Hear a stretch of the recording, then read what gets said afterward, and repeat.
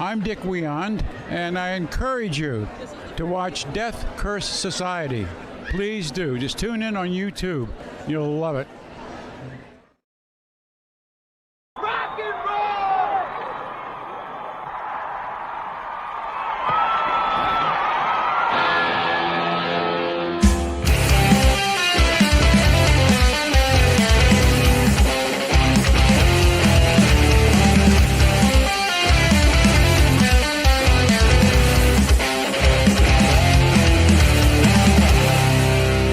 6 o'clock already, it was just in the middle of a dream. I was kissing Valentino by a crystal blue Italian stream. But I can't be late, cause then I guess I just won't get paid. These are the days when you wish your bed was already made. It's just another manic Monday. I wish it was Sunday, 'cause that's my fun day. Why I don't have to run day. It's just another manic Monday. I wish it was Sunday, 'cause that's my fun day. It's just another manic Monday.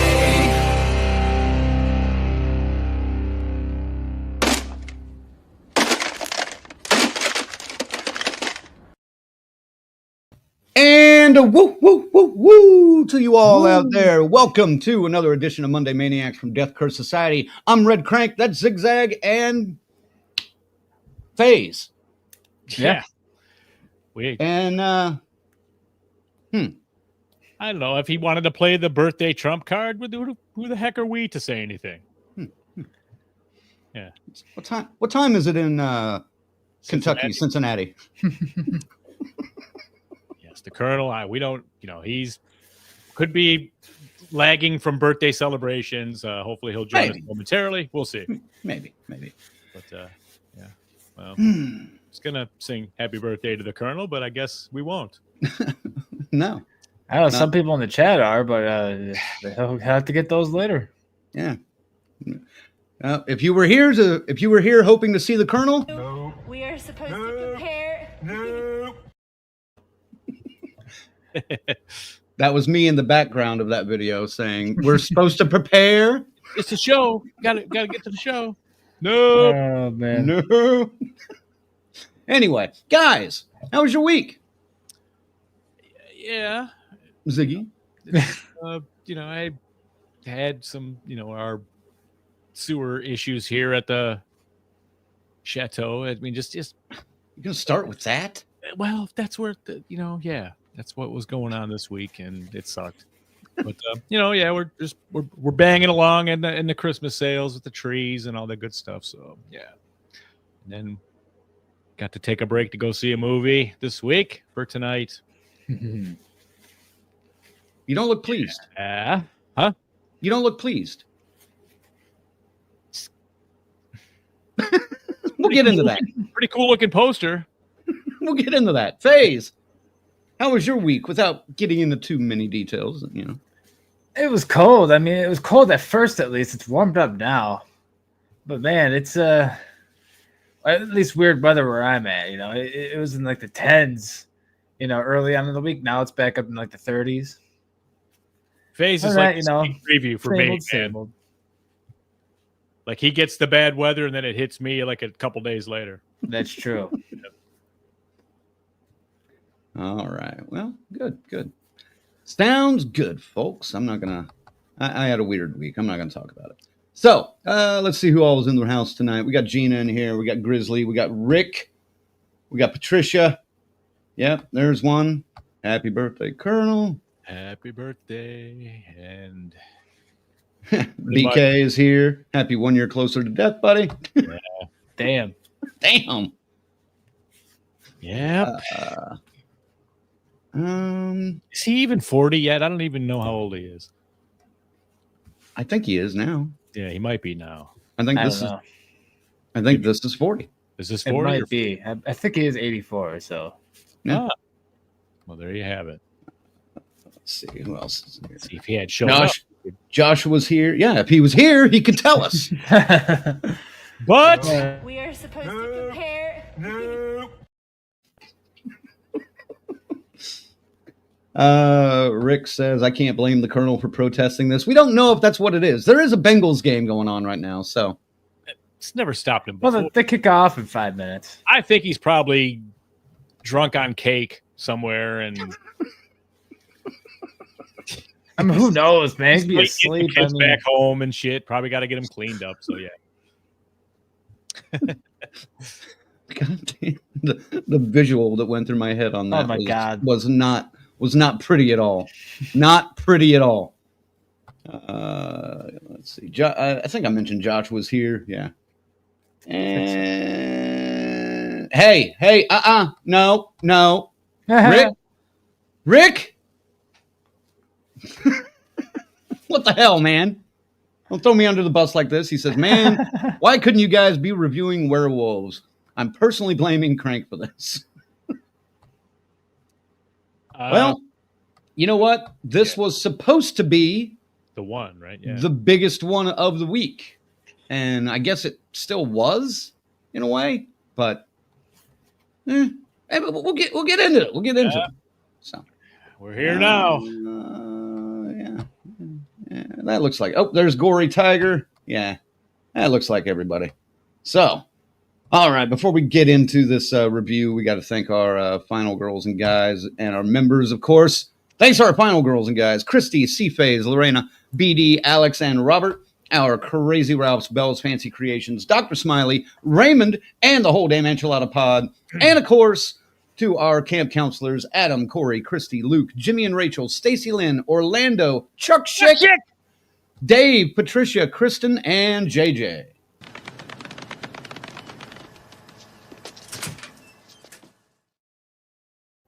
If you want to become a member and support the DCS, you can visit us at deathcursesociety.com. Head on over to the membership page and check out what tier you like. It's a lot like Patreon.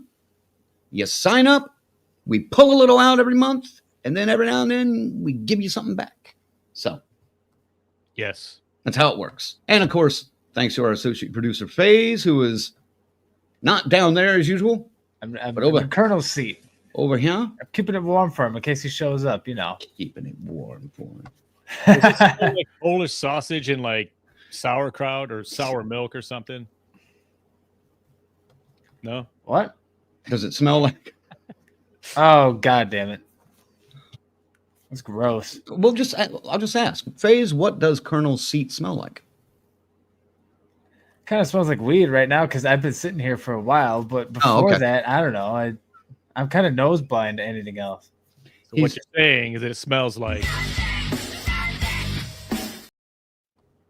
Yeah. the Colonel too. I thought for sure you were going to this. Smell my ass. That's kind of, I don't want to be mean to the Colonel. yeah.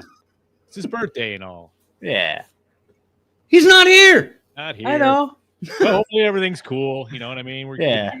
What kind of assholes would we be if he's not having a good time somewhere and we're fucking in here bagging on him? 814. Those are the best. Those are the best friends. That's true. Those are the best friends. The ones you see them fall down a flight of stairs and like rack themselves like every third step down, and you hear them just like oh all the way down. And you're standing at the top of the stairs, just laughing your ass off and trying to film it. And wishing I had this with me as he's falling down. Yeah. Those are the best friends. That's true. All right. Well, happy birthday, asshole. Happy birthday, Colonel. You dickweed. Where the fuck are you? We're past the 10-minute mark now. We can get away with that. I got to say 814 before I dropped an F-bomb. So Right. Yeah. Anyway, we are going to review the latest A24 film that is in theaters now, called Y2K. I might talk a little bit also at the end about the other two movies that came out this week, because I did get to see all three. I was lucky enough to have a lot of free time this weekend. So, anyway, let's get into it. I said HDMI. Anyway. HDMI. Exactly. All right. First off, Yeah. marketing and expectations for this film. I'm going to start with Phase on this one. All right. I mean, there were a lot of ads for this one popping up. Maybe not so much a couple months ago.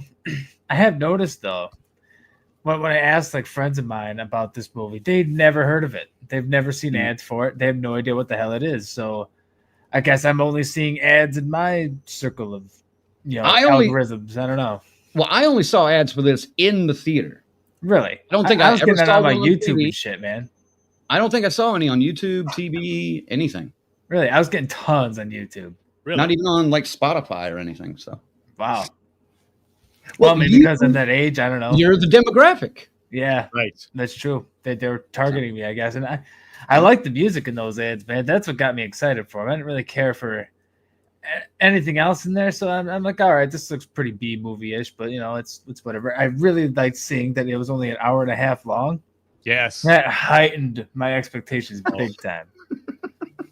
Still too fucking long. Hey. Sorry. Hey. All right. Ziggy, what about you? Marketing and expectations. Yeah, I saw this trailer once or twice amongst the other films we were watching leading up to this month. And it didn't really stick with me. It didn't get a mark in the calendar like, oh, yeah, this is one I'm really looking forward to. But I was kind of like, yeah, cool. You know what? We haven't had too many good Y2K concepts where they explore this. If something did go wrong and everything reset to 1900 and all that shit. So, okay, I'm in for that. Cool. Glad to go see it. I guess I think my theater runs a hell of a lot more promos and trailers than most. Because there's literally 25 to 30 minutes of trailers before every movie. Oh, yeah. It's 20 minutes. But if I go to Tulsa, it's 10 minutes. Or Oklahoma City, maybe 15 minutes of trailers. And Usually 15 for mine. Well, they work in a fucking couple of commercials now, too. yeah, there's always like a Coke commercial or, Yeah. It's Something like it's that. auto. It's dealerships here. You always get a dealership. I don't get a dealership here. Anyway, but Anyway, I've seen this trailer probably a dozen, 20 times. Somewhere between 12, 20 times in the last 3 to 4 months. I heard about this movie back in March, after about a week or so after it debuted at South by Southwest. And I heard some good things about it out of that, but I know the crowd that goes to South by Southwest, so I knew as a regular audience member, this movie might not fit those expectations. I will say I was probably a little bit more excited for this movie, though, because it had one thing going for it. Well, it had two good things going for it. Like Ziggy said, a good premise. But you said that before we went on the air, though, didn't you? Or did you say that on the air? Well, yeah, I don't know. Okay. I don't know. I don't remember. I know I said I liked the poster on the air, so yeah. You did say that. It had two things going for it: a good premise and an A24 film, which A24 has been knocking it out of the park the last several years. Pretty much everything they've released that I've seen, I've enjoyed. They've been smart, good, well-made movies. And then just move right on to first impressions, since I'm on a roll. Does not feel like an A24 movie at all. Would you two agree with me on that? Would you three agree with me on that? Oh, wait, two. Oh, wait. Yeah. First impression.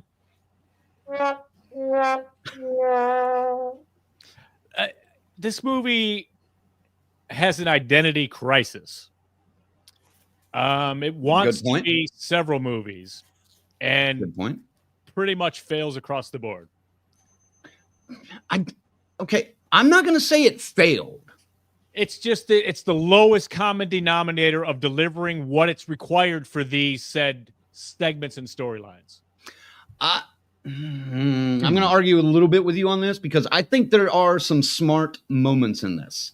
I laughed a few times, and I'll tell you, when we get to it, I will tell you why this isn't a fucking 1 or a 2. It's actually going to be probably mid-score. But I'll tell you why when we get there. Yes, I have a couple things too, but I'm just saying when we get to Act 1, mostly, this is where I understand why they did what they did, but for where they were going, no. This was bad. Oh, they missed the mark on quite a few things, but the things they had fun with and that I had fun with, kind of delivered. And I'm not saying it outweighed the bad stuff, but like you maybe said, it leveled it out a little bit. I hate to say this, but this was more like a Blumhouse film than an A24. I wasn't going to go that far, but I'll go that far, motherfucker. Damn, that's harsh. Well, I mean, am I wrong? Well, it is definitely a swing and a miss for A24. I have to concur with you on that. Baze? Yeah. Yeah, I mean, definitely didn't feel like an A24 film walking out. I mean, my mom's first impressions were, I mean, she was almost pissed walking out that theater. She hated this thing. I definitely wasn't pissed. I wasn't even unhappy. We'll get to it, but I did not like the ending. But I really liked the beginning. You know, it's one of those where it started off high, then it kind of just skyrocketed down, but it was short. It was funny. I didn't really care too much. I didn't feel like it wasted too much of my time. I don't know. Do you like Superbad? I don't know if I've seen that. Have you seen any like of the 80s kind of... What about Kick-Ass? Adolescent rom-coms? Kick-Ass is good. I mean, yeah, Kick-Ass. I've always liked Kick-Ass. What's the one where it takes on the world? This is the end? No. Although that fits this pretty good. Yeah. This is the end is neat. Is great. I was thinking of like a This Is the End mixed with like Zombieland in a way, but with technology. Yeah. I have to be in the right mood for those kinds of movies, I guess. And I came into this very stoned. I was in the perfect mood. See, and I think I was in one of those moods also where it was just more like, I don't care. I don't care what I'm going to see. You know? Scott Pilgrim, yeah. Scott Pilgrim, that's it. There we go. That's a good one. That's a good comparison. Here's the thing. I was already annoyed because I wanted to go see this in the morning and there was not a showing until 4:00. So I had to fucking wait. You know, so my whole day kind of got screwed around waiting to go see this. And but see, I went a little harsher with my comparisons, man. I got Batteries Not Included meets Mac and Me kind of vibe. You know what I mean? Terrible this thing was. Jesus Christ! How old Batteries are you Not again? Included. Ugh. Do you understand what I mean with that? I do. With the technology? Yeah. The Mac and Me is just it's a jab. That's a low blow. I'll give you that. I could tell. Yeah, but the Batteries Not Included is. And that's about right. There. Yeah. Yeah, that's about right. Batteries Not Included actually fits quite well in a way. I was talking to Rick earlier. He mentioned 10 things I hate about you. And I was like, yeah, you know, that's. Well, and you already said it. This movie's got an identity crisis because it tries too hard to be so many things. It's, you know, a teen comedy. It's a rom-com. It's a science fiction film. It's a horror film. It kind of shifts genres as it goes. It's weird. Yeah. It's a coming of age story. You know, it's a party movie. You know, there's so much going in, and they try to cram so much into only 92 minutes. Yeah, man. That you don't get enough time to spend in one area before you're already kind of thrown into another. And we will definitely get into that because each act is its own fucking genre. It really is. Almost. You know, for sure. Let's check out some of the comments first, though. Oh, real quick. You guys are talking about the weather. That's great. Luke says, I remember when the Y2K freakout was going on. I was at my friend's party, and right when the countdown and the ball was dropping, my buddy's dad hit the breaker and shut off all the power. Good for him. Nice. Everyone was freaking out, thinking Y2K was real. Excellent. That's good, man. Yeah, that's a high five for your buddy's dad right there. Holy shit, that's good. Bunch of alcohol in there, and all of a sudden, 3, 2, 1. Damn. Very nice. Very nice. Yeah, we haven't even talked about that, but we'll get into it. I mean, Yeah, we can do that at the end. Like, what were we doing at that time? yeah. Oh, sure. Rick says A24 was on such a streak too. Agreed. But again, I know A24 is trying to broaden their horizons, and maybe this is the first one that is in their other tier rather than being like the regular A24 release. Because I'll be honest, it wasn't really pushed much as an A24 film either. The marketing didn't really emphasize that much. I mean, even on the poster, like, you can't really see it. Hold on. You're right. Down there, but hold on, let me move that. Like, the A24 is so itty bitty. Well, that's kind of common on all their stuff that I've looked at. I don't know. I don't know.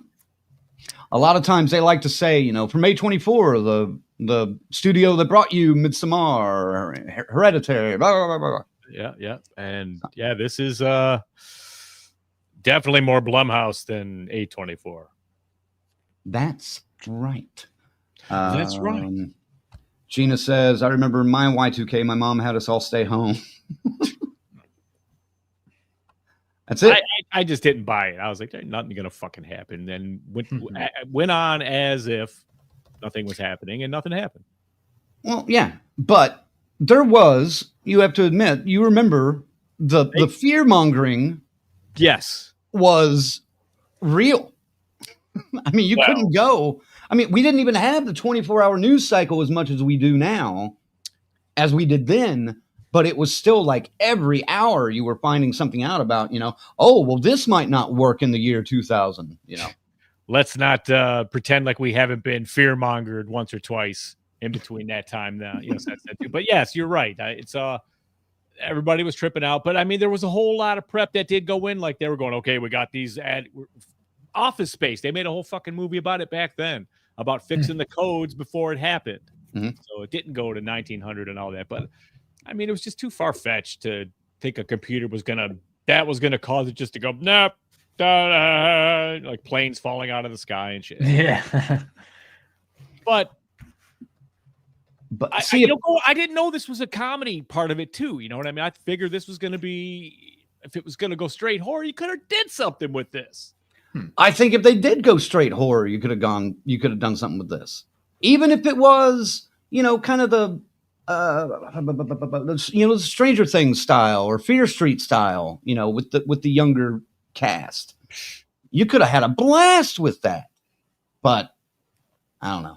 It just missed the mark a little bit. Well, just, yeah, you fucking wanted it to be this kid this geek finding love with one of the popular hot chicks. I mean, God damn it, it's The Breakfast Club. It's 16 Candles. It's all that ripped off from the 80s, dude. It's driving me nuts.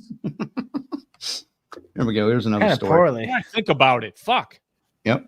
Tarek says, I was at my friend's house party for Y2K, and we all went quiet out on the patio when it hit, listening for gunfire or everything turning off or explosions. It was a disappointment. Yeah, man. Straight up.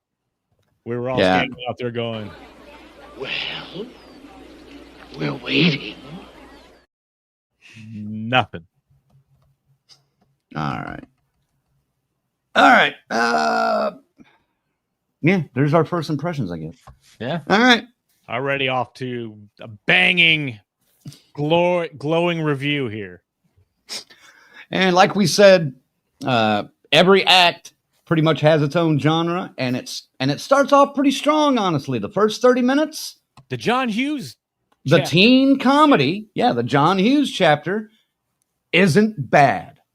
Now, I'll be honest, I don't like a lot of this style of humor. I get why a lot of people do, but this is a little too sophomoric in some ways for me and just kind of lowbrow humor, but it worked for this setup, and it worked especially introducing Eli and Danny.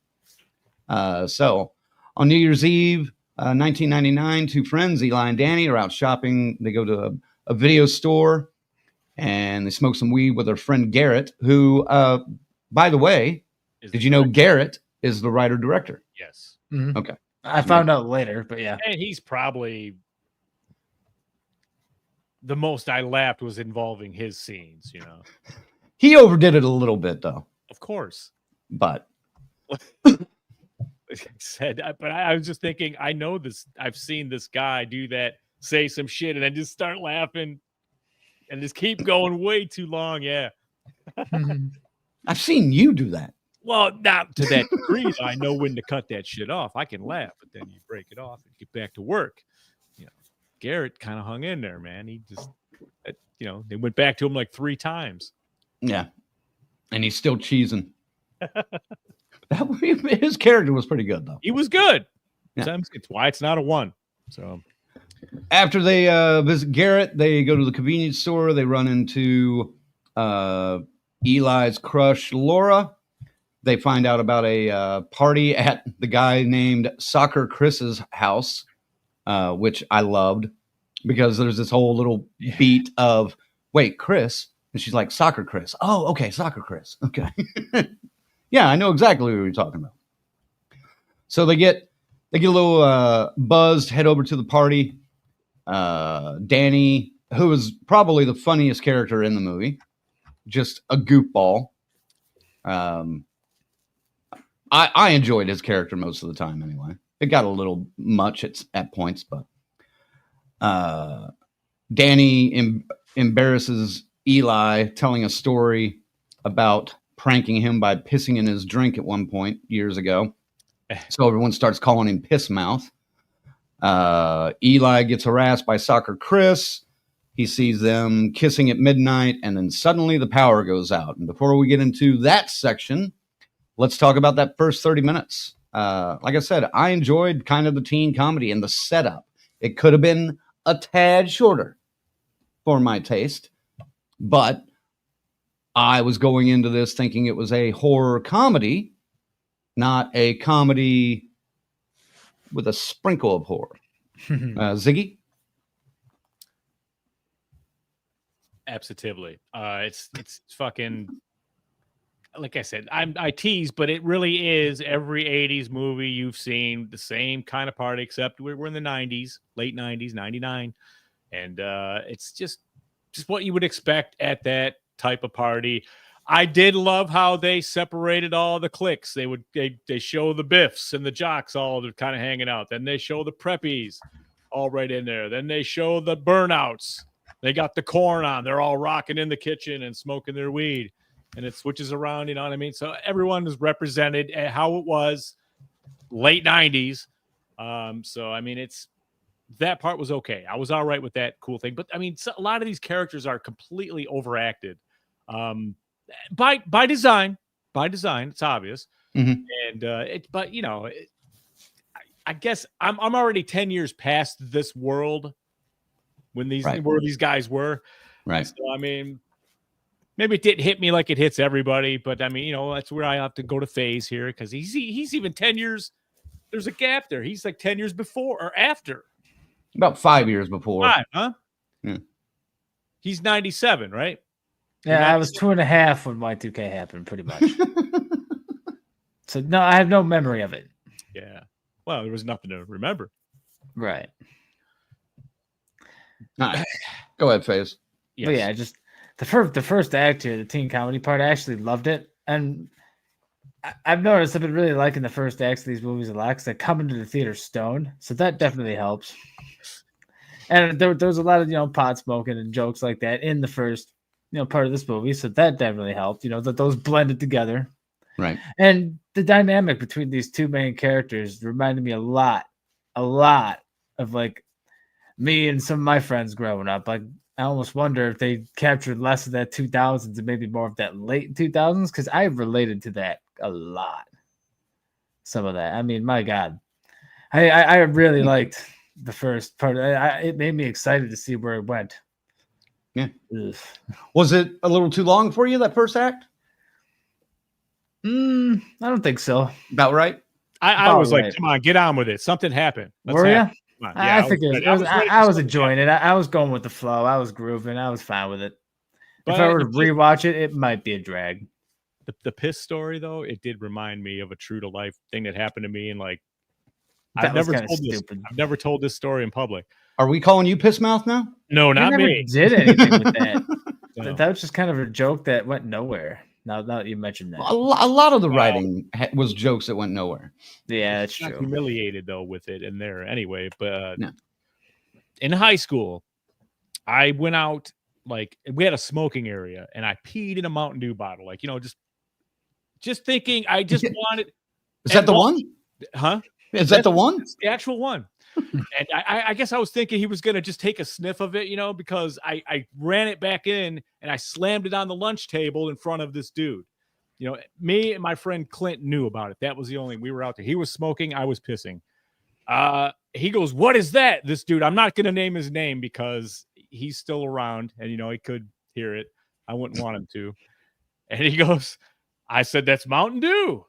And he went, before I could do anything, he went, "No, it ain't." And he cracked it and just went wham and took a big slam off this bottle of piss. I couldn't get the air out, just to stop him, and he's going, "What is that?" And I laughed. I laughed. And I couldn't breathe laughing. This is like the top laugh of my fucking life. At 17 years old. And I grabbed the bottle and threw it in the trash. And I was telling him, "Dude, that was pee." And he's like, "Dude, fuck that. He wouldn't do that. He ain't that sick. He ain't that much of an asshole to do that." Well, yes. But seeing in that movie, that reminded me of that. So that kind of took me Wow. a little bit too. I would imagine there are a lot of adolescent stories of someone making someone else drink piss. That's a common joke. Was not the intent, but oh my God, was that funny? Tarek says, "Is that the one?" Honestly, if Zag kept that heirloom, I would have endless respect for the man. No, I was starting to think I was going to get arrested, man. If the word got out, man, it wasn't cool. God. Oh man. Yeah. All right. Yeah, the teen comedy was okay.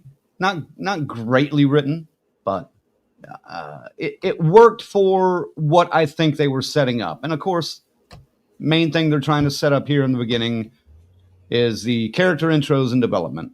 I like the way they bring in Eli and Danny, especially Danny and his mom.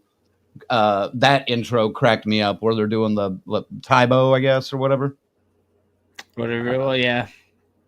I don't know. But then they do a quick whirlwind. You meet all the other cliques as they went through their day, that one day. I don't know. It's kind of rushed to have that kind of dynamic, but you kind of see there's bullies. You kind of see that, they interact with, in the Biffs. Yeah, who are you again? That kind of shit. Right. Nothing changes. Right. Oh, no. I mean, and they take advantage of all the common cliques that you have in high school. FaZe, what about you? What did you like about the character intros and development, or dislike? No. I think they pretty much just rushed, sure, but I mean, they wanted to get to the point where they wanted to get to, which is when the lights go out, the shit goes crazy. So I don't blame them for maybe rushing this part a little bit. They introduced a lot of people, and it made me wonder, like, all right, who do I really need to be paying attention to? Who's going to be dying in the first 10 seconds, and who's going to be in the finale here? Because it gets a little overwhelming when you introduce like 15 characters at once, because they introduced a lot. There were kind of a lot. I mean, some were just almost passerby, You could kind of like that Raleigh girl. You could kind of tell she wasn't going to be I didn't think she was going to be a major part. Right. But there were a couple you could tell. Right. She gets brought up quite a bit. But yeah, there were a bunch to go through. You're right about that. Well, how about this? Let's talk about the casting, because I thought the casting was all right. I don't know who this Rachel Zegler is. I guess she's some kind of internet star, or maybe a child star. I don't know. I thought she was good. Of course, Jaden, damn it, Jaden Martell from the Stephen King's It movies, I couldn't put my finger on it. I go, where the fuck have I seen this kid from, man? It and Stranger Things, I think. Isn't he in Stranger Things too? I don't know if he's in that. I wouldn't know yet. I'm not sure. Well, hold on. That one I'm waiting for, because now that there's only one season left, I'm gonna just binge it. It, Knives Out, Arcadian, Mr. Harrigan's Phone, The Lodge. The Lodge. Yeah. Is that like the resort? No. No. The Lodge was actually good. Yeah. But no. Okay, I don't see Stranger Things listed there, but anyway. Well, let me pull up Rachel Zegler too, just to see what the hell she's done. I don't know. I think everybody acted okay, except the ones that were required to go over the top, which they did gladly. Rick says he's the pizza guy in Stranger Things. Okay. No, not Dennis. Damn it, not Farkas. I know Farkas is the guy in Stranger Things. That's a different guy though, the bully. Rachel Zegler was Maria in the remake of West Side Story. Oh, So okay.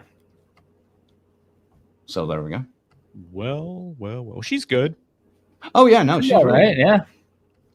No, she's Closet really- nerd. It was nice to see Lachlan Watson in there from Chucky, the series.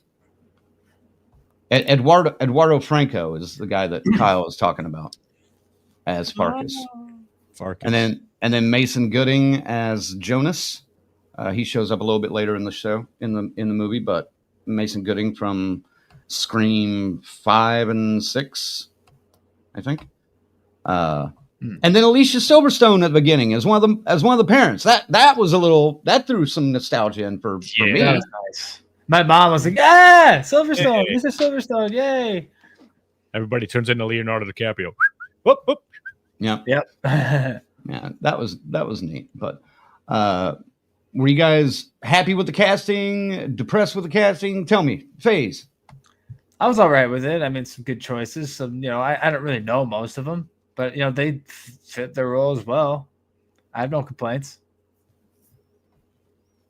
All right, Ziggy.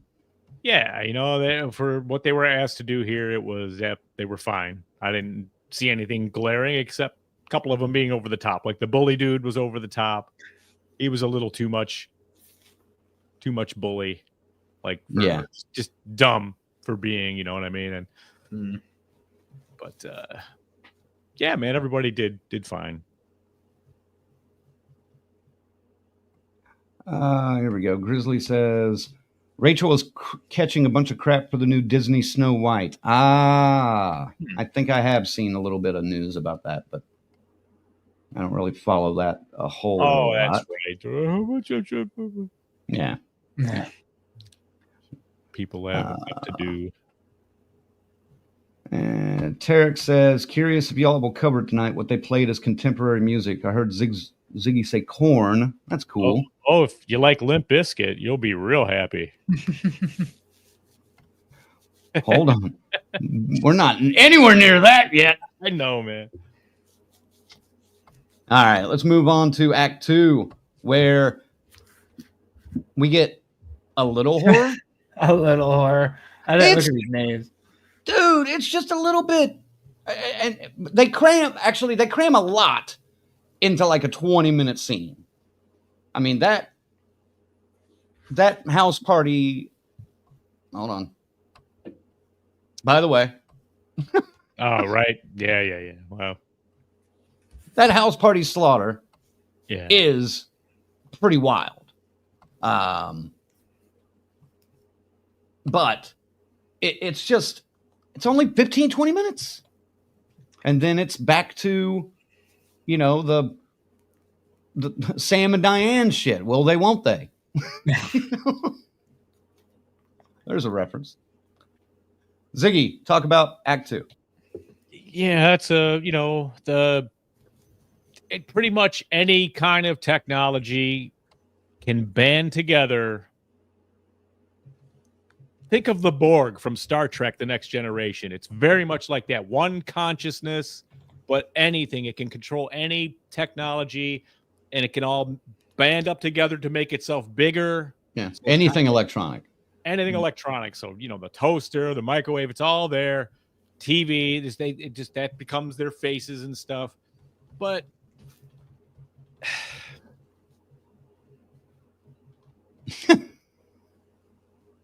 yeah, man, it's not too impressive. I don't know. At first, it looks okay when the first one walks up and shit. Like, okay, I see what's going on here.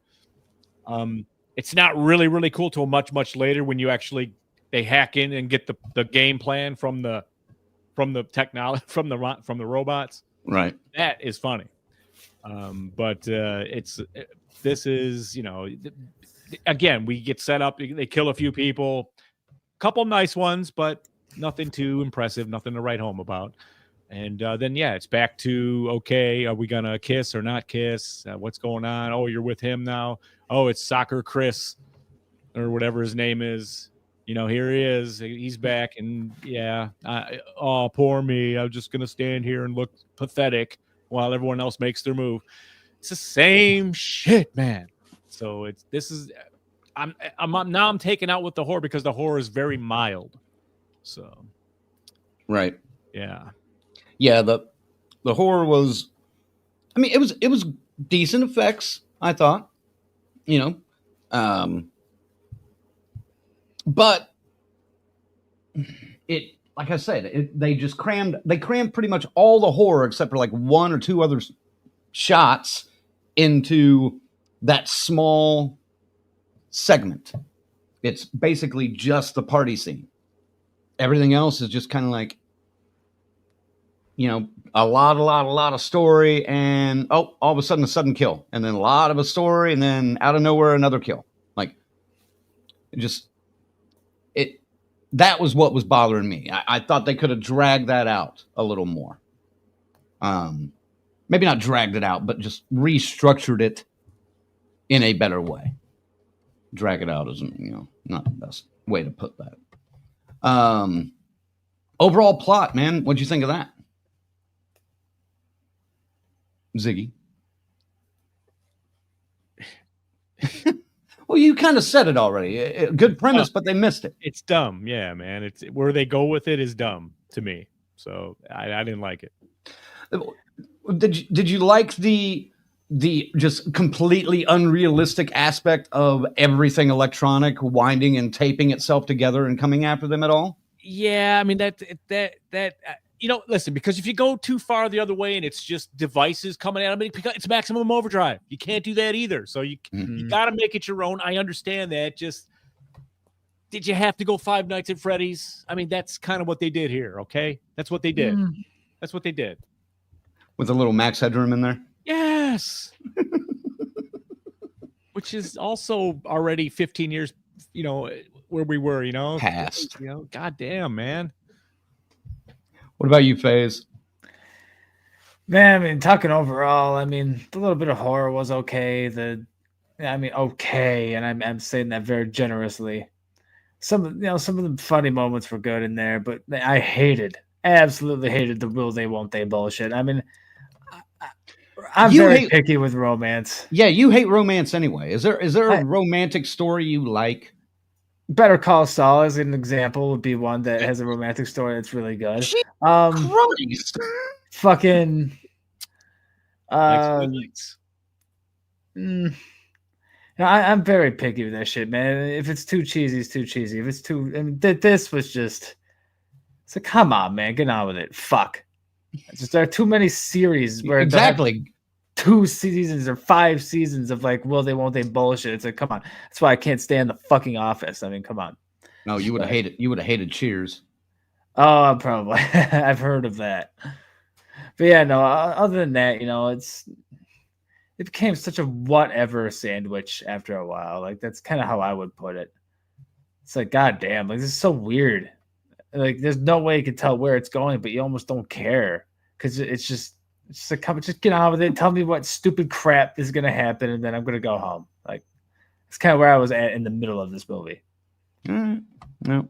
Rick kind of agrees. Overall plot, great idea, poor execution. Sure. Yeah. Absolutely. Yeah. The robots were kind of cool at first, but they Yeah, they got a little not weird. after a while. Grizzly says, my hearing is going bad. You said little horror. I heard little whore. Nice. What? Yeah. You just hear what you wanted to hear. And Tarek, that's all I'm hearing. They crammed all the whores into that one segment. Well, that might have made for a more interesting movie. Maybe. Damn. All right. Yeah, I'm just going to go with these guys. Good idea, poorly written. And I'll be honest, and well, we're getting into it anyway. Writing and direction, you can tell this is his first fucking debut. You can tell this is his first feature. Yeah. I mean, a lot of directorial debut cliches and mistakes. I hope, I'm sure he'll grow. His writing's all right. Let me ask you this, because this kind of goes back to the casting a little bit, but we're in the writing, and it's more about that. The writing for the guys was good. The writing for Laura, kind of a nothing burger. That's true. The female characters in this were poorly underserved. Would you agree with that, Ziggy? Yeah, because she finally reveals her talent. It's just kind of rushed right through, you know, and it's just a clever visual montage of her hacking this computer, you know, and not really, not much there. There was not much substance to this role for the females. Very cliche. Yeah. Kyle Mooney needs a partner, writing partner. Well, he had a writing partner with this, but Yeah, like John Carpenter, somebody to help write that, female dialogue. he needs his Deborah Hill. That's Yep. what I was trying to get to. Yeah. All right. Well, we gotta throw this back up here because we're getting into the biggies now. These are the big spoilers, folks. And this first one is a huge one. So if you don't want to know, get the fuck out in 3, 2, 1. They fucking killed Danny. They killed like the funniest guy in the movie. 45 minutes in. What the fuck? It did feel early. You don't do that. To the heavy to get a heavy moment. You tried, but it was one of the worst heavy. It didn't work. Were you supposed to actually be emotional during that? Because a lot of it felt stupid. The condom, dude, really? The fucking condom, that was so stupid. Like giving it to him like fucking Obi-Wan giving, it's just what the fuck. Yeah, It was weird. The condom I could see because the condom was like a callback. They kept coming back to it. I know, but yes, dumb. But it was all bloody. Dude, there was a moment with Lachlan Watson and CJ, the rapper guy, that was even better than that. Was a more heavy moment, if you will, or a more heartwarming moment, if you will, than this.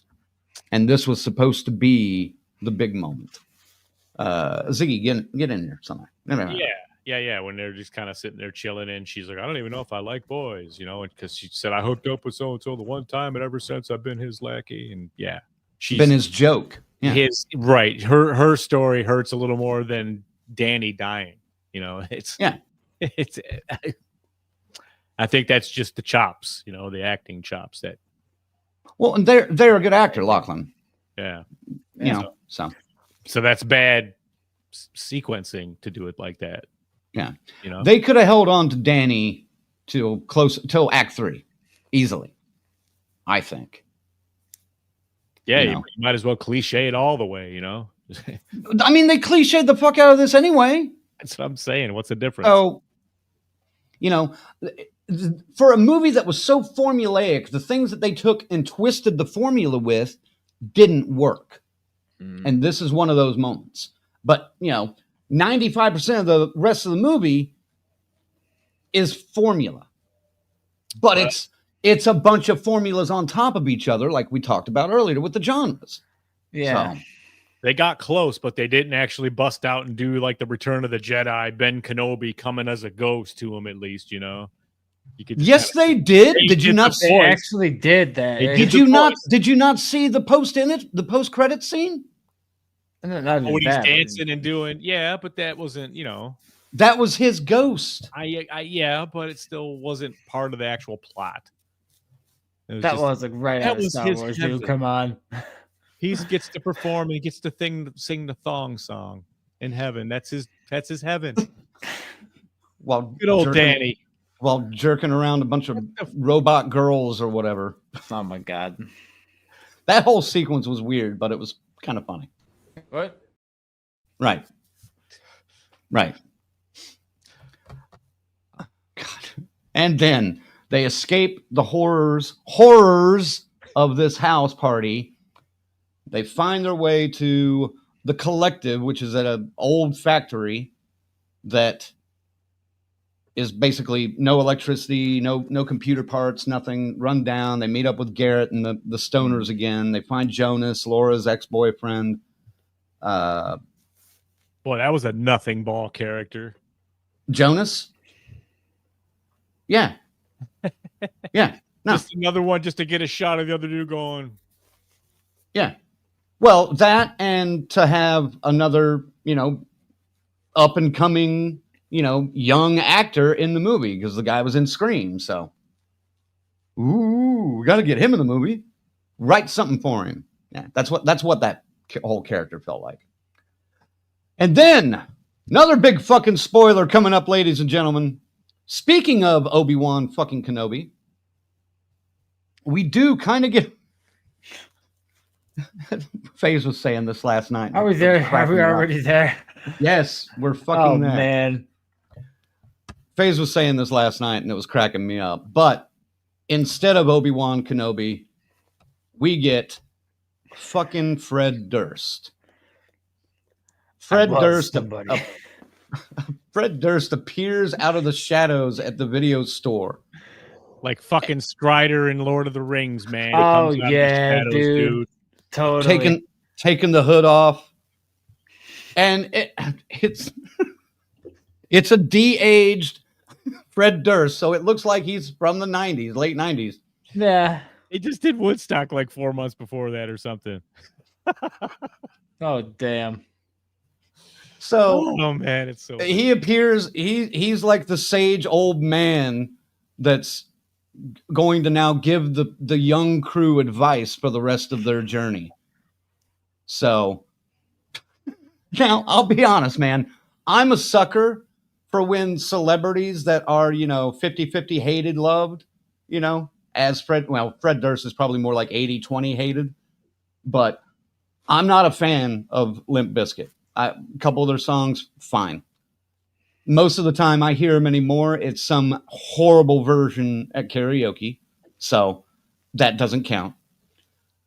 I don't like Fred Durst, but I am a sucker for when celebrities can make fun of themselves and play it straight. From this point on, it's like Studio 666 with the Foo Fighters. But fuck, dude, this is probably the part of the movie that worked the most for me, in a way. Because now they've gone so ridiculous that anything else goes. We're now assimilating the people. That's Act 3. That's 3. That's coming up. We're right here. Yeah. But tell me about your Fred Durst impressions. not impressions of Fred Durst, but in the film, your thoughts of him in the film, Ziggy. I smiled and shit. 'Cause I went, yeah. I go, okay. Fred Durst has a sense of humor, like him or not. Right. And he has done something. Just some of the shit costumes he wears coming out on stage cracks me the fuck up. So it just tells me this guy, he don't give a fuck, dude. He's out to he's an entertainer, and he'll get the laugh, and he'll go in a fucking stupid movie like this and play himself, an over the top version of himself, the wise man version of himself. That's 30 years ago. It's crazy, man. But he does what he has to do, and he's Fred Durst, man. He's fucking Fred Durst. And he I don't know. Do we want to? Yeah, I guess it doesn't matter. But that's all Act 3. I mean, but yeah, I don't know. I'll stop with the Fred Durst. But I mean, he gets in there, and it totally reminded me of David Grohl and the Foo Fighters in Studio 666, playing up bad versions of themselves, just like that. So, and it is funny. I was kind of laughing between some of the dialogue coming out of this area of the movie is pretty fucking funny. Well, and Faye's already said it, but I love it when he's still in the shadows, and you don't know who it is right away, and he's still in the shadows, and they're like, "Who the fuck are you?" And he's like, or something, "I was somebody once," and he pulls the hoodie down for the big reveal, and they tried to play it off like it was an epic, like you mentioned, Lord of the Rings, Star Wars kind of reveal, but no, It's Fred Fred fucking Durst. It's Fred Durst. Like, my mom stepped away for a bit. She came back and she's like, "What's Fred? Who's Fred Durst supposed to be?" And I'm like, "Fred Durst." She's like, "Yeah, but like, what character is he supposed to be?" I'm just like, He's Fred Durst. He's just himself." She's Fucking like, Fred "Oh." Durst. Well, and I love the fact that they had a concert going on there that night, and like, everybody dies, and he's the only one that gets away, except for Borland that shows up later. Spoiler. Yeah. But you could put a mask on anybody and say, "Oh, there's Wes Borland," So, yeah. Oh Lord, that was. I'll be honest. I thought that was funny. That worked for me. So once you just accept that this is complete ridiculousness, and they've again, their identity is lost, so they've given up on the fact that they were making a teen, adolescent, coming of age type film. That it goes into this sci-fi murder spree that lasts 25 minutes, and and now I guess we're getting to Act 3 now. We are here in just a second. I'm trying to look at some of these comments. There's quite a few in there. Tarek says, "Had I been a writer, I would have had to put in a Durst manager popping in like Taproot just called and said, 'Fuck you' again." See, now that would have been funny. That would have been fun. Or Taproot got, survived or something, or they didn't get killed or something. Right. And Tarek, you're going to love this because Act 3, I call it a hacker's light. Yeah. Act 3 is anyway. Let me get into it here. So all right. They encourage Fred Durst to help them, and they later arrive at the Crawford High School to find out the machines are there because of the new internet that has been installed earlier in the film. Once they sneak inside, they find a bunch of people with chips implanted in their brain to make them mindless slaves.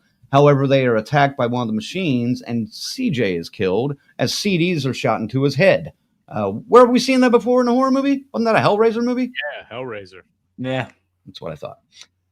The crew finds the gem to see most of the town held against their will by a monstrous form of the amalgamation that is forcefully having humans enter it like a processing machine and exit with chips in their brains.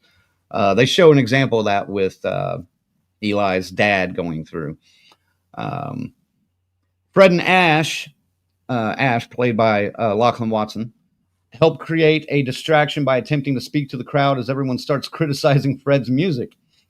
Laura hacks her way into the amalgamation, but it electrocutes her, and Eli helps her use the condom over her hand that Danny gave him earlier, like a protective glove to shield her from the electricity, while Fred and Ash successfully continue to distract the crowd by singing Faith on stage. Yes. You left out a piece.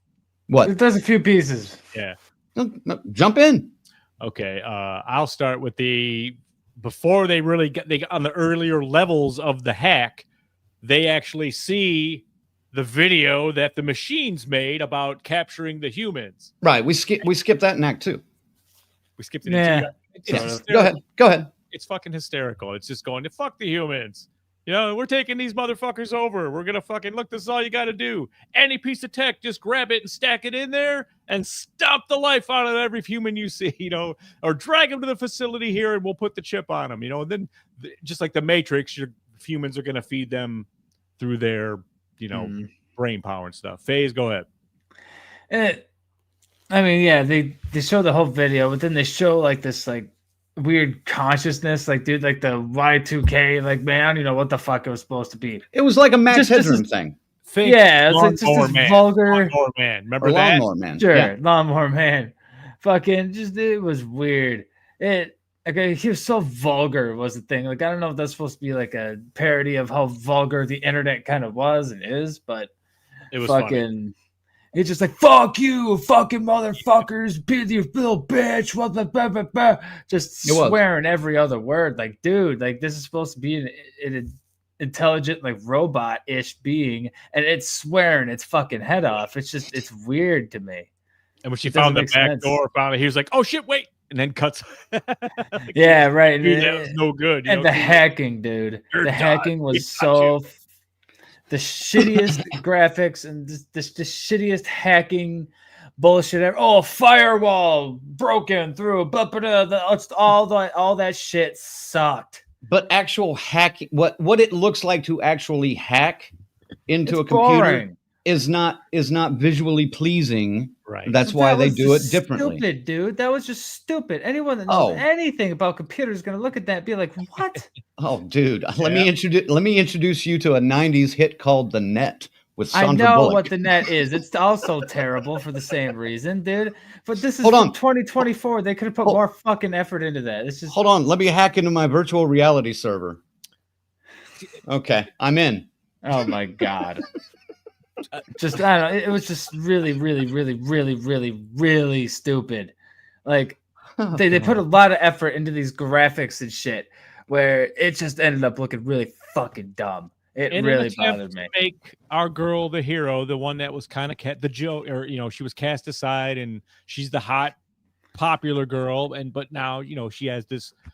Our hero knows that she's got this back, you know, history of being a hacker and a nerd in the Right. closet kind of way. She hides it, and that was her time to shine, is to hack the machine. We did miss one other great scene in Act 2, and that was when they first attack the robot, Tybo. and Garrett attacks him with the sticks, and he gets dispatched, and then they jump in the porta potty, and Oh my God. I love the juxtaposition of the love theme that's going on in the porta potty as it Oh, slides come down on. a hill and shit is just flying everywhere. That was Ship water dumb. hits them halfway down. The timing was good. It was really good on that. It's like, I am I thought that watching scene- Jackass or am I watching, you know, an actual movie? It's like, come I- on now. Why did thought the that porta scene was potty pretty have to fun. be a fucking thing? It was just there for comedy. It's just, come on, man. Yeah. And Yeah. something about Mary-ish kind of humor, you know, just that Coen brothers kind of shit almost, you know. I thought that That's was pretty whatever. good. It It's worked. fine. It worked for me. It wasn't great, The but theater I laughed. like the timing because the shit wasn't there right away. They got almost all the way down, and then the shit started hitting. and then it started like flowing out. So that was actually good. That was okay. All right.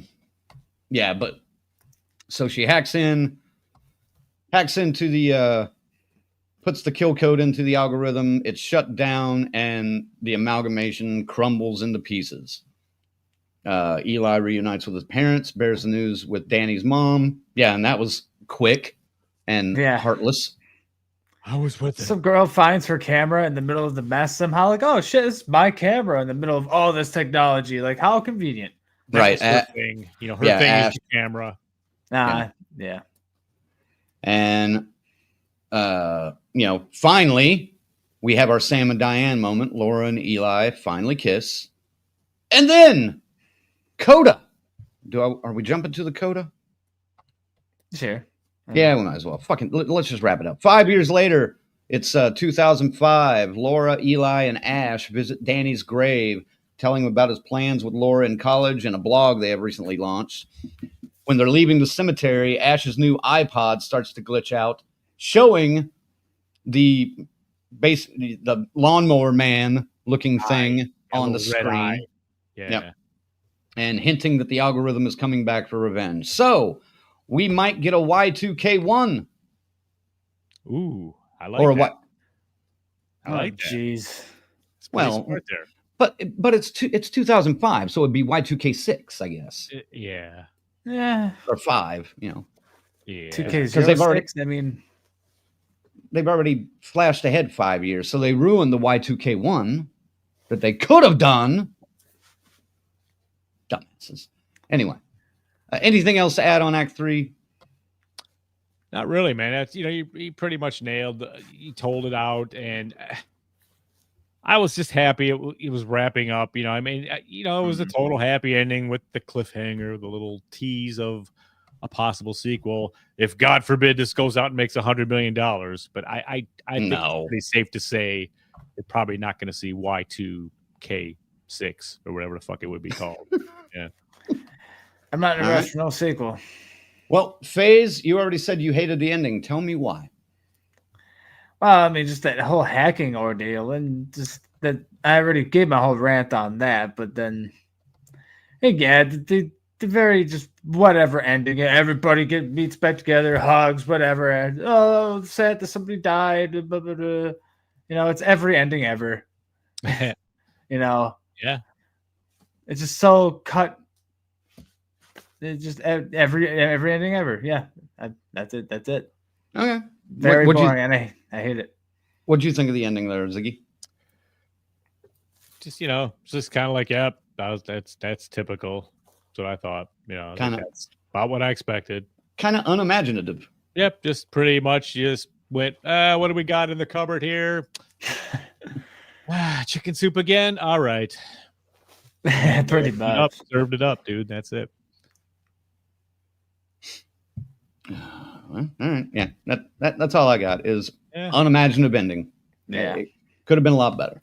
Now, the one thing I did appreciate about this movie was some of the satire. The satire was on point. Unfortunately, it was too little and far between. But like Ziggy, there were quite a few moments where I was audibly laughing in the theater.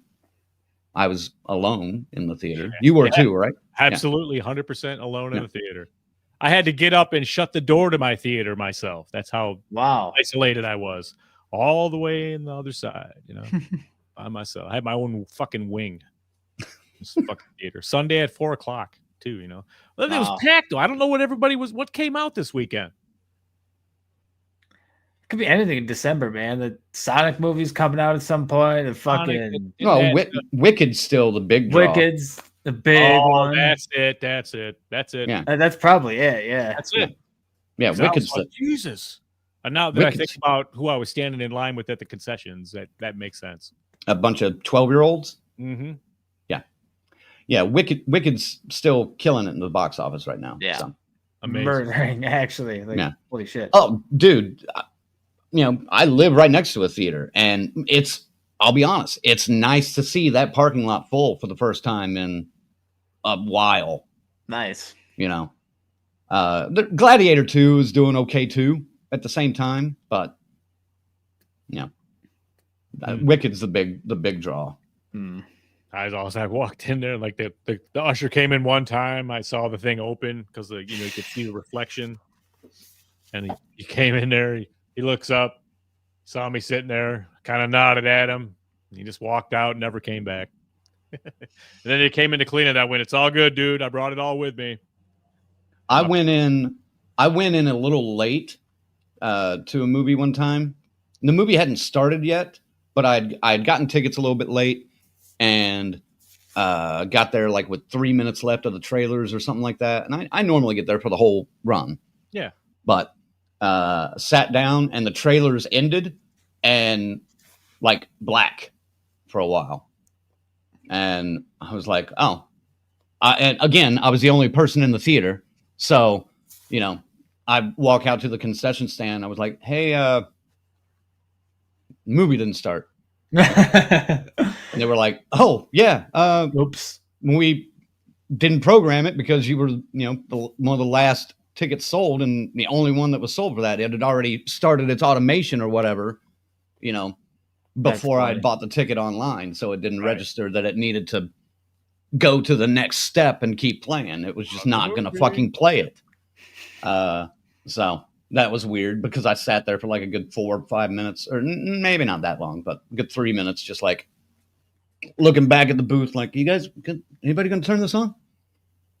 Was there anything in the satire, social commentary you wanted to hit on individually? I think the social commentary, they worked in. They might have been a little bit early on some of the stuff they were hitting on, but I mean, you know, there's nothing too crazy, not too no ham-handed shit, punch in the face, you know. No, correction.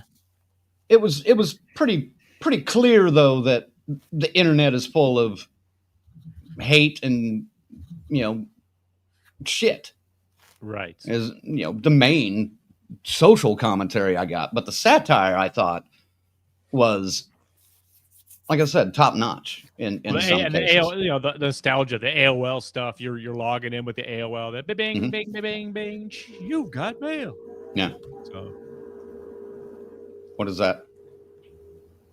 Oh, that might have been my fridge. If you're hearing something. Yeah. Yes, it sounded like AOL. Sounded like an AOL. Wow. Train coming. It is loud. Is Y2K coming to life? Maybe it's not killing me yet, but you guys be the first to find out. Really that loud? Oh my god! It was. My mic is kind of pointed in that direction. It was pretty loud for a minute. Let me check some of the comments, make sure I haven't missed anything. Yeah. I just wish Colonel was here. I'm sure he'd have a lot to say here. Oh, he was mad. I know that much. He was. Yeah. I want to know why he was mad. But he was saving it, so we don't know. Damn it. He just basically the last comment on this film as I was going in was his text was, "What the fuck was that?" Yeah. Yeah. I wanted to know more, but you know, it's okay. Back of the box quote for some future A24 release. All 4 DCS guys sort of liked it. Yeah. That probably won't happen anytime soon. I'm giving it a yeah. Not this one, yeah. All right. Final thoughts and ranking. Phase. Okay. You know, like I said, walking out of the theater, you know, a little bit of a bad taste in my mouth because of that bad ending. But I really like the beginning. Like, man, it's really tough. I don't want to give this thing such a bad ranking because I was nice and stoned. It wasn't too long. It was fun. It was a little marketed poorly as a horror movie when it really wasn't a horror movie. Right. I mean, my theater, the app said action comedy. It didn't even have horror for it. That's funny. So, no, that was something. But, yeah, I don't know, man. Just for what it is.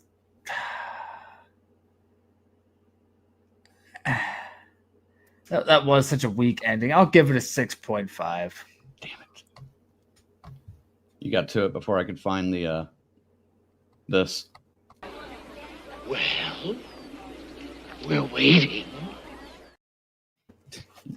Like, it's only that high because of the strong beginning, but that ending really just couldn't. I was scrolling so fast, and you I was like, God damn it! Always waiting on the phase. This is a tough one to score, though, man. But I feel pretty good at 6.5. 6.5. All right. But watch it stoned. Don't take it too seriously. Well, It's a whatever flick. Yeah. This is a whatever flick for sure. Z? That's the way to put it. I this movie's not for me. I understand. But there's some things that I should have appreciated more than I did just because of execution. So whatever that means to you. But yeah, man, they could have taken this a much, much, much better avenue, a different story, a different plot with this for this style of this Y2K thing. Someone is yet to make the definitive kick-ass Y2K movie. It's still out there, and this wasn't it. And my score is a 4.5. Really? Yeah. You had to bring the Netflix thing back, huh? I did, since we were doing glitches and crashes. So what do you say, Crank? Well, hold on. Luke says it took about 3 hours to download one porn picture. They actually referenced that in the movie. Yeah. So There's lots of good. That stuff's good. The stuff with the how computers look, the graphics especially. Dial-up was a little bit getting out there, though. People were kind of switching to Ethernet in the 2000s. That dial-up was a little bit. My grandma had it. A few people had it, but it wasn't as common as this movie was making it seem in 2000. Fuck, I dialed up till about 2008, I think. A lot of people did, but in New York like that, inner city nerds like that, they'd be plugged in. It took forever. They wouldn't be dialing up at that point. these people didn't necessarily, except for maybe Soccer Chris and one of the other ones, though, didn't really look like they were on the money side of the train. Well, you know? no, but I don't know. It's just that they were really pushing on that. Like that was the thing in 2000. It was kind of getting away from being the thing in 2000. I don't know. It's just the timing was a little bit off there. They busted out of it and Nintendo 64 at one point, I think. Yeah. That was pretty cool. That was fun. Yeah. Nostalgia they had pretty much on point. I'll give them that. But still a 4.5. Tara gives me a negative, and I'll accept that. Oh, he says I wasn't alive at the time, so I really can't speak for experience. Oh, shit. He says in 99 it was pretty much all dial-up. Only Super Rich had the cable line. I'm assuming these kids are richer than they probably were, too. He would know. And Rick even mentions, you know, they were talking about the school getting DSL in the movie. So Did they? I missed that. Okay. Yeah. Yep. I remember when DSL was all the rage back in the day. Woo. All right. Final thoughts, ranking. Dude, you know what? I had a little bit more fun with this movie than obviously these guys did. You know, and more than I thought I would. I wouldn't see myself buying this. I'm not sure I would even recommend it to that many people. But I did like the satire and some of the writing, and I liked the premise. The rest of it was kind of a miss. Premise is out the fucking window, though, when they don't execute. Right. But, dude, I had a little fun with this one, you know, even regardless of all that, you know. I didn't hate it, and it's absolutely not the worst movie I've seen this year. I saw Rick and a couple other people talking about The Crow and, you know, things like that. No. This is much higher than those, like Night Swim and The Crow and things of that. You know, no. But will it make the top 10? No. I doubt it. No. I doubt it. Probably not even top 20. But. Especially since I looked at my top 10. It's fucking solid, baby. I wanted it to, but it didn't end up. Not even close to the top 10. I'm going to give this a 6 and call it good. I think that's a fair, you know, number for this. I wouldn't. If you guys are wanting to see it, wait until it comes on streaming. Don't bother going to the theater for this. There's nothing special about it. Did it seem kind of dark? Some of the where they shot it at like dusk at some of the points, and did it seem overly dark? It might have been just my shit theater, man. That theater sucks. It's theater 13, man. It didn't pop out to me as dark. I took pictures of it. I'll have to send it to you guys because it looks fine to me. Rick says, was it the worst movie I've ever seen? No, that goes to The Crow 2024 and the Fog remake. Will I watch it again? Never, ever. 3 at best. Or D- on the letter scale that we use. All right. Okay. It's all right. Yeah, that's not bad. Anybody else out there see it? Not wrong. Yeah, got any scores out there? Yeah. What do you give it, Mom? Yeah. Yeah. Mom, what'd you give? A 1 out of 10. She gave it a. That pretty Mom. That sounds like what she gave it. Yeah, man. She didn't like it. I don't know. I'm interested to see how this filmmaker grows, though. Sure. I know he was a. There we go. She says, "I give it a kiss my butt." Yep. That works too. Bingo. Thanks. Yeah. This, I'm interested to see where this guy goes because I think he's a Saturday Night Live performer. He's clearly funny. The character he played was pretty funny. He was my favorite. He was the He funniest. was, he was one of the funnier ones. We all know a guy like this. Yeah. This could easily go down that same avenue as the Stoned Age, though. Right. This might be one of those that 10 years later people are going to get or rediscover, and it be kind of one of those stoner movies. Yeah. Maybe. But I also feel like we always talk about movies need to be shorter, and this one doesn't necessarily need to be longer or anything. But the premise of this was really only entertaining for 20 minutes, 30 minutes. And then after that, it was just kind of like, all right, let's get on.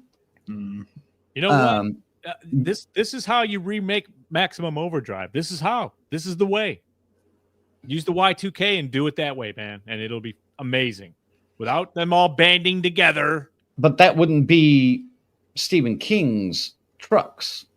It doesn't have to be Trucks. It can be just a campy remake of the bad film he made. I don't know. If you're gonna go horror with it, maybe. Luke says I give it 2 Napster viruses out of 5. Excellent. oh god, yep. The LimeWire. All right, so 6.5. What was yours? 4.5. 4.5. Damn. And 6. All right. Yeah. And I'm kind of still pissed off the Colonel's not here because I'm curious as to where he sits. But I think I channeled the Colonel, man. I think with my score, I felt compelled to give it the 4.5. I think the Colonel was telling me something from wherever he is. I have a feeling I'm not going to hear from Colonel for a couple of days. But so, yeah, there we go. Next, guys, since you brought it up, Rick, you know what? I'm going to wait, and I'll get to it later. But I was actually able to see all 3 of the new movies that came out this week, and in the theater. And another one that came out was written and starred Nick Frost, or the Colonel lookalike himself. It's called Get Away. Now, I don't really want to give too much away about this movie, but I will say this. It's very British. The humor in it is very British. So be prepared for that. That's okay. It's not, did you see it? No, but I like that. I don't mind, I like Python though. You know what I'm saying? Right. I mean, it's funny. Yeah. This is a little more Faulty Towers than Python. Faulty Towers, A Fish Called Wanda. Yeah. Gotcha. This is a little more like that. But Gotcha. I liked it, but it's going to be one of those movies that completely polarizes audiences. I guess that's almost every movie anymore, because for 3 guys that just gave a mid movie a mid score, there's not that many mid scores anymore on movies. This one though, I would give about a 6 as well. I had a lot of fun with this one as well. But I do like some British humor. The gore is completely over the top. Act 3 is nuts. It's just absolutely fucking nuts. And this asshole couldn't give us 20 minutes a couple weeks ago. Nope. But I dug it. Now, again, is it worth going to see in the theater? No. Oh. Go see it in Shudder. It'll be on Shudder in like 3 weeks, I think. So, any questions about Getaway? Well, no, like I said, this dude could have came on and plugged it a little bit, and maybe got a couple of more eyes on it. But hey, hopefully wherever you went, hooked you up there, buddy. I still love the Nick Frost joke with the Colonel. I mean, well, look at him. I know. It's like I why didn't I just put this picture up all night? I could have acted like the Colonel was right there all the whole time. I can't get it over to this. We talked about it a little bit last night, and I might check it out. British humor could sometimes be okay for me. You mentioned it was very dry.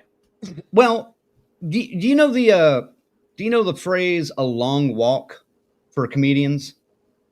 Mm-hmm. Okay, this is a long walk. I mean, I can see that. It's an hour and 10 minutes to get to the finale, but that 20 minutes is fucking insane. Okay. It also means it's a little bit crank as fuck. No, not quite. I wouldn't say that. Okay. It's wank as fuck. Oh, come on, man. Don't go there. Wanka? But anyway. I don't think you can say that. Check it out on Shudder. Stop that. Check it out on Shudder. I hate to say it, I wouldn't waste your time in the theater on it. If he would have came on the show, then we would be saying, yes, go to the theater. If he had come on the show a couple weeks ago, we'd probably been reviewing this instead of Y2K. Absolutely.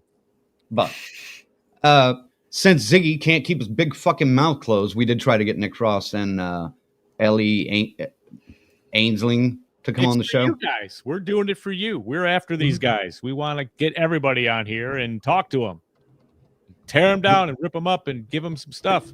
And I guess to him, but we rich enough. We were told no. So, the other film, the one that I was making Rick wait for, that's in theaters now, is Werewolves with Frank Grillo. Grillo. Dude, this one's a ride. Yeah? This is the best one of the weekend for me. I would give Getaway probably a 6 as well, just to be fair. This one, though, is probably a 7, maybe even a 7.5. But that looks rowdy, that werewolf face. Some of the practical effects are pretty damn good, dude. There is a lot of digital, a lot of CGI, but dude, you can't be having werewolves. That takes up your whole budget. You try to morph a werewolf. Well, it's mostly the morphing itself that is kind of CGI. But I think some of the final transformations are mostly practical, and they look pretty good. And even some of the transformations themselves, the process isn't bad. And this is a different take, I'll be honest, on the werewolf genre, because it can affect anybody now. It's not just getting bit by werewolves. There's been the moon, something about yeah. You know, a year previous to this film, there was a super moon that if you were in the moonlight, you turned into a werewolf. Now, a lot of people were fucking just slaughtered. A lot of werewolves were killed off. And now these scientists, headed up by Frank Grillo and Lou Diamond Phillips, for one, are trying to figure out a kind of a vaccine, or not a vaccine, like a sunscreen, but a moon screen, to help that they can apply to their skin and not get the effect, because now it's a year later, there's another supermoon coming, and they're afraid it's going to happen to everybody again. And sure enough, it does. It's It's kind of like The Purge with werewolves, man. A lot of people are comparing it like that, and that fits. And it's a fun trip, dude. It's not a great film. It's not going to win any fucking Academy Awards. This is only in theaters right now? It's only in theaters right now. But if you can find it, it's worth a Tuesday, Wednesday afternoon. You know? That's the other thing. Y2K, I didn't have to pay for it. I had my membership had enough points on it where I didn't have to pay. Thank God. But yeah, I would probably give this one about a 7.5. So 7.5 on the werewolves. yeah. Oh God. No, you guys are talking Spanish and I'm lost. I mean, one of them is. I understand some of that. Roma te cala catore pare. Okay, maybe. I said nothing. That was gibberish. Might be part of a song. This thing is stuck in their head. Were these two better than Y2K? Yes. Well, Werewolves was definitely. I would definitely go see Werewolves. I think you'll have a good time with that one. I don't even know if that's fucking playing around here right now. I didn't say Frank Rizzo, did I? I said Frank Grillo, didn't I? Brandon saying Frank Rizzo. Open your fucking ears, jerky. I got you now. Since we're in the 90s.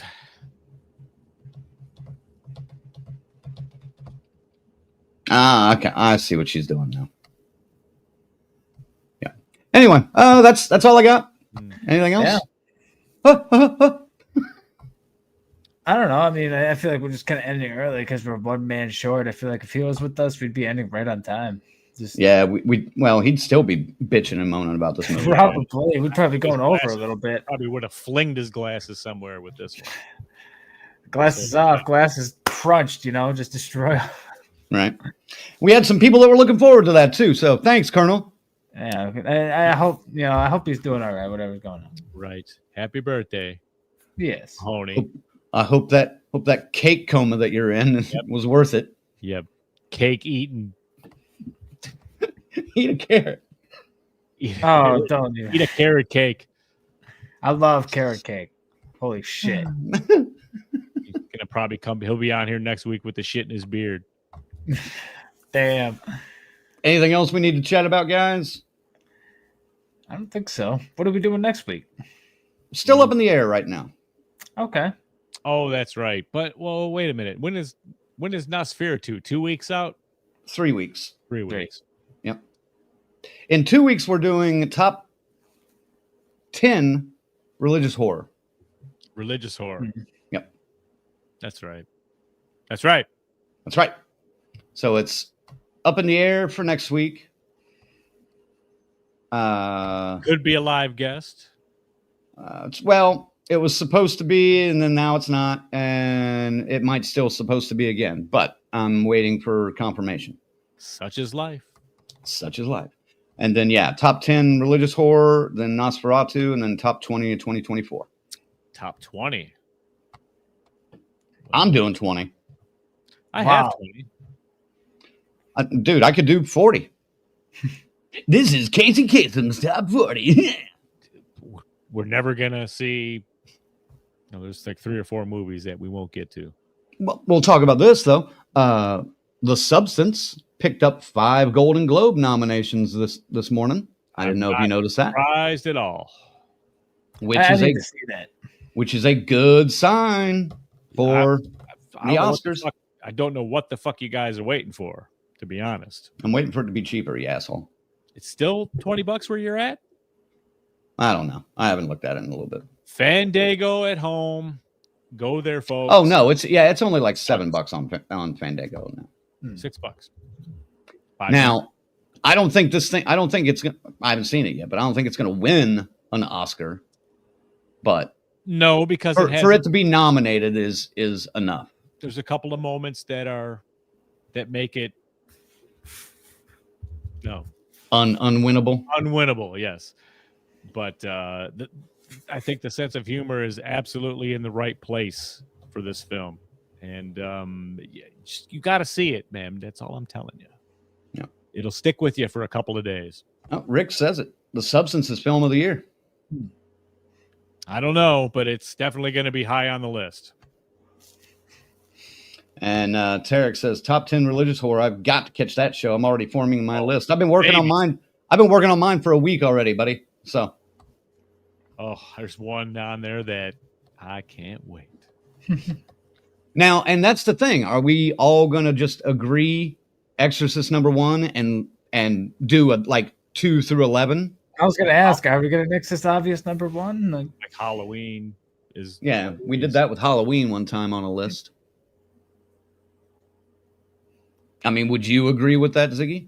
I guess we can't really. It depends on the guidelines of what is a religious movie. Is it just got to have some religious elements involved with it and it qualifies?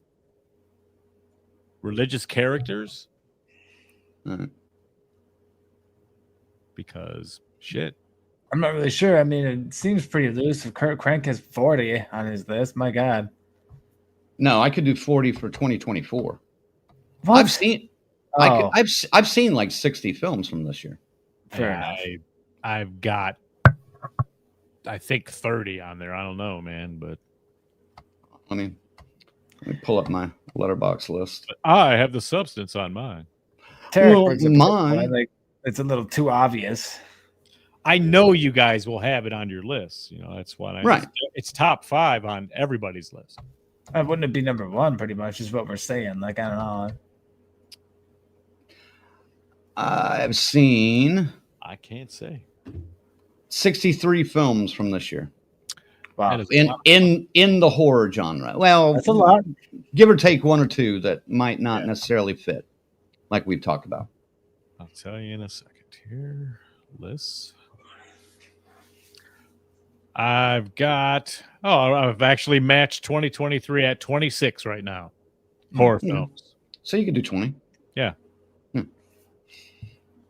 FaZe, you think you could do 20? I could whip out 20. Yeah, I'll have to watch a few. I can make it happen. Well, Shudder is just dumped a bunch of things, so there's a bunch of stuff there I'm going to watch. Well, and they got a few things coming too for the end of the year. Mm-hmm. So Nosferatu, I think, is the last threat to the top of my list. I'm hearing good things though. Yeah. Well, there's just so much. Now, There's a lot of hype though. Huh? There's a lot of hype behind this one. All right. Yes. And the director's hot. Yes. And here's the thing. Everybody watch the original Nosferatu. Oh, yeah. So you got it down so we can all appreciate the expansion of it and have the right discussion. Because if you don't, this is just going to seem like another movie. And I don't want that. I want it to be genuine. So we got to get this right. That's going to be a good show. I'm excited about that one. Yeah.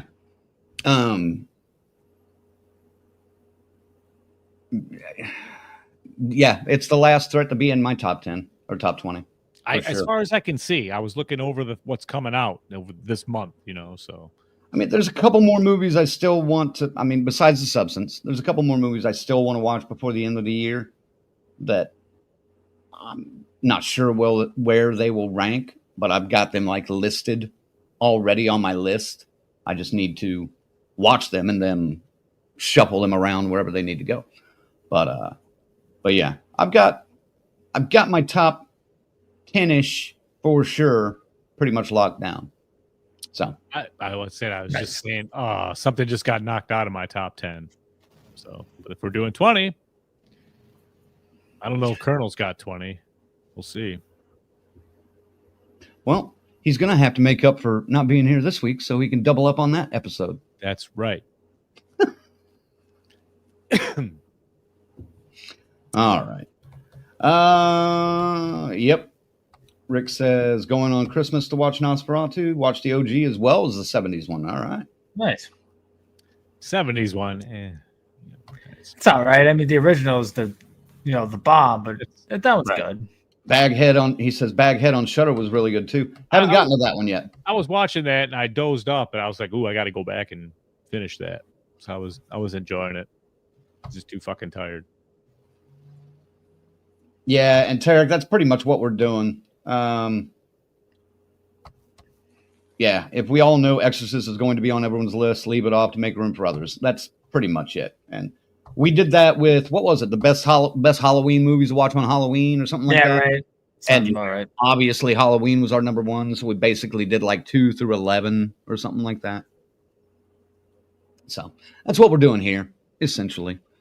But yeah, those are the next several weeks. And then, of course, second week of 2025, we will do our most anticipated films of the year, which is all that's always a fun list to go through.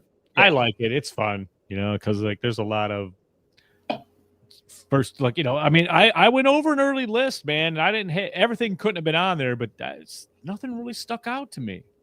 Like coming into this year, we knew we had Nosferatu. We knew we had Salem's Lot coming finally, and we knew what was the other one that we were going to, and we had Beetlejuice. There was one more. Here's what we got. Oh, here's what we got so far for 2025. The Wolfman, Presence, Companion, Heart Eyes, The Monkey, Vicious, Sinners, The Woman in the Yard, Drop, Until Dawn, Clown in the Cornfield got a fucking theatrical release. 28 years later, Megan 2.0, Jurassic World Rebirth, I Know What You Did Last Summer, whatever that one's going to be called. Insidious 6, The Conjuring Last Rites. Yeah. Him, Saw 11, The Bride, Black Phone 2, Predator Badlands, Five Nights at Freddy's 2, and, well, that's January 2nd of 2026, but Soulmate. Predator Badlands is a Western Predator, correct? It's going to be told from the perspective of the Predator. That's what I know. Oh. I don't know if it's a Western or not, but. This is another awful idea, I think. It's like, And yes, I was going to say this earlier and I got mixed up, but yes, Shadow of the Vampire also. It might Shadow be of the Vampire is the making of Nosferatu, which is cool story in itself. Yep. With Dafoe in it. Willem Dafoe. Yep. And he's in the new Nosferatu. Right. Speaking of, you need to talk to that. No, I'll save that for after the show. But Willem Dafoe, I'll call him up after the show. Yeah, call him up. Yeah, call asshole. All right, send him out, FaZe. Oh, yeah, man. Another good one, another fun one. I really missed the Colonel for this one because I really wish I knew what his opinion was. And I don't even want to steal his send off. I'm gonna go ahead and just leave it. Keep it original. He fucking owes us, doesn't he? A little bit, man. A little bit. Next week, I'm gonna ask him just brief thoughts, maybe. Yep. But yeah, just I don't know, man. Good week. I hope it warms up a little bit this week. I don't know. It looks like it's supposed to get really fucking cold, actually. So like below 10, but it's whatever. I look forward to finding out what we're actually doing, and yeah, see you all next week. Hopefully, we have a double good time. A doubly good time. Go ahead, Ziggy. I did get for Black Friday, Fright Rags, our buddies over there. They put out a nice. That is a good one. For the price, it was like super cheap. It was like, geez, it was like 40% off or something. It was like $22 shipped. I had to get it. So yes, thanks for that. I'm excited. We got to a big finish to the year. It could be a little bigger next week. We'll see what's going on. It's on again, off again, on again, off again. We're kind of like these two idiots in this movie we just watched. But either way, it's going to be a great show, and we're going to make sure that Nosferatu wrapping up the whole year, and then the preview coming up. That's fucking good TV, man. I think. Yeah. What the fuck we're saying. Yeah. But we will see you then. Keep coming back. We love you. Mwah, mwah, mwah. See you next week. All right, one last time, let me thank our members, our final girls and guys, Christy C. FaZe, Lorena, BD, Alex, and Robert, our Crazy Ralphs, Bell's Fancy Creations, Dr. Smiley, Raymond, and the whole damn Enchilada Pod.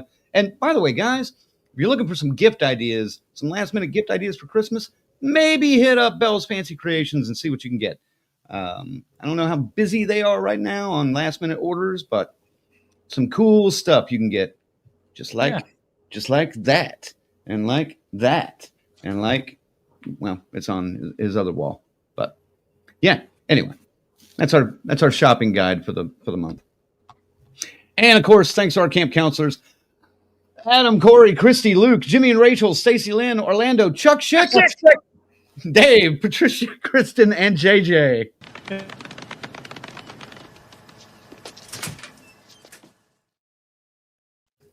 wasn't ready for the second Chuck Schick on that one. Well, he was. You could be Chuck Schick. That's right. You want to become a member and support the DCS? Head on over to deathcursesociety.com. Hey, there's another good gift idea. You know somebody that likes horror? Buy them a gift subscription and send them our way. And of course, thanks to our associate producer, FaZe. Yep, for $50, FaZe will put on some DCS underwear, wear it for a week, and send it to you anywhere in the. Oh my God! What? Excuse me? It'd have to be $50 a month. Well, okay. Oh, come on now. That's our next tier. Damn. Yep, that's we'll have to discuss this. Yeah, yeah. Tarek, feel free to. Yes. Yeah, please. Oh my God. Yes. Nosferatu. Not yet. Jesus not right Christ. either. Nosferatu. You keep trying. How do you? God damn it. Wow. What? This was Wait, try it again. Nosferatu, right? Try it again. Nosferatu. That's how I always say it. Yeah. Nosferatu. Yeah. Like, where do you get Nosferatu from, or whatever the hell you did? Jesus Nosferatu. Christ. Thank you, Tarek. And yes, you grammar correcting, just speech saying wrong. Just let me be. Let me just sit in my own ignorance. I almost said, bless you after he said it because it sounded like he sneezed. Nosferatu. Something like that. So, anyway, thanks for watching, everybody. We had fun. We're glad you guys have fun with us and jump in the conversation where you can. And yeah, we'll see you in a week or so. And well, happy birthday, Colonel, wherever the fuck you are. Yeah, man. Yeah, he's got no. I don't know. He's watching the Bengals somewhere, so hopefully everything's good. And I guess I'll say it since he's not here. Make sure, everybody, be careful out there and don't get sick while show dick. We'll see you next week. Go live! Rock and roll!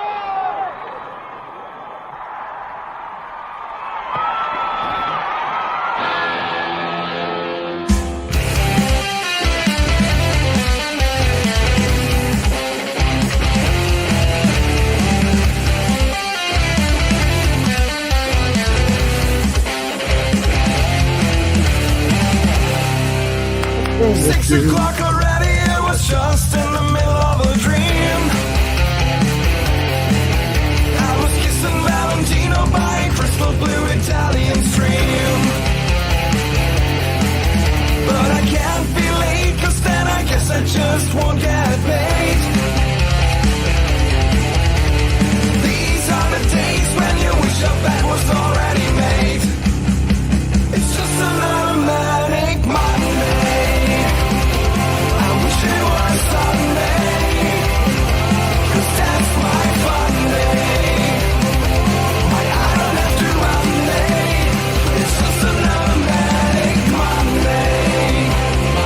I wish it was Sunday, 'cause that's my fun day. It's just another manic Monday.